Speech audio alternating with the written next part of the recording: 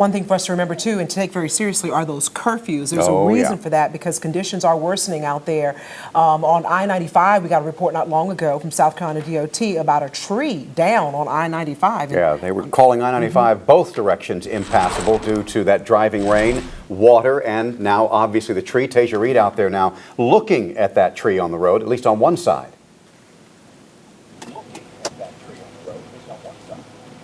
Well, yes, we are here on I-95 right before exit 5, and there are, I want to say this is one tree that may have split across both sides of the highway. If you can see, there's here on this right lane, there is a way to move here, but here on this left side as well, this tree is here. There are two cars, one here on the left, one ahead on the right, that seem to be maybe in, I don't know if they crashed or I don't know if they're okay, but there are people in these cars, but you can still drive on both sides of I-95. I've seen people drive on both sides, but just remember that emergency responders are, oh, there's a car right here too, to the left. Do you see that?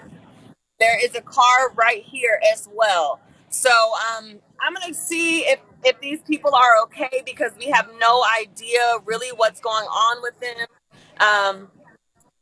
But you have to remember emergency responders in a lot of places are not responding to calls right now because of the storm. So you want to make sure you are not on the roads right now. But there are 3 cars right here on I-95 right before exit 5 in Hardeeville, South Carolina. We're going to keep monitoring this and see exactly what's going on. But I do see on the other side of the highway that people are still driving on that side as well.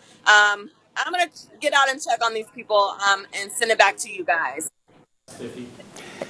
Tesia, can you still hear us? We want to talk about the fact that, Yes, I can still hear you. Oh, Memorial Day weekend. Is this the same area that flooded and trees came down when Bonnie came through? It's very, very close. Yeah, I was working that weekend. It's very, very close where the water took completely over I-95. I don't think that's the exact spot, but it is. I think that was actually near exit 8, so just a few exits up, actually. Gotcha. All right, thank you so much, Tesia. You all be very careful out there because it's getting quite difficult. Last time we saw Tesia Reed, she was out on I-95 in an area that had been considered impassable because of the water and then what she discovered, debris in the road. Let's go back to Tesia, find out what she's seeing now. David, I think you're talking to me. I think I just lost my earpiece. But yes, we were there on I-95 where there was 3 cars that we believe hit the tree that was in the middle of the interstate. I went and checked 2 of the cars. There was no one in those cars. There was one car where there was a guy who was still inside. I asked him how he was doing. He said he felt nauseated.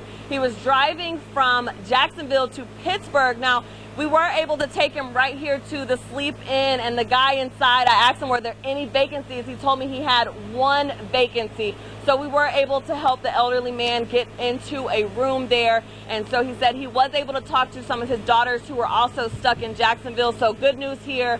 It doesn't seem like there were any injuries. I'm not for sure, but there was no one in the first 2 cars that we checked on. And then the one guy that was still on the scene, he was able to get here at the Sleep Inn. Now, he said they did call 911, but you have to remember that these emergency responders are not able to get out in this storm right now. So just be extra, extra careful. We saw several people still driving on 95 in that exact spot. So we just want people to stay safe during this hurricane.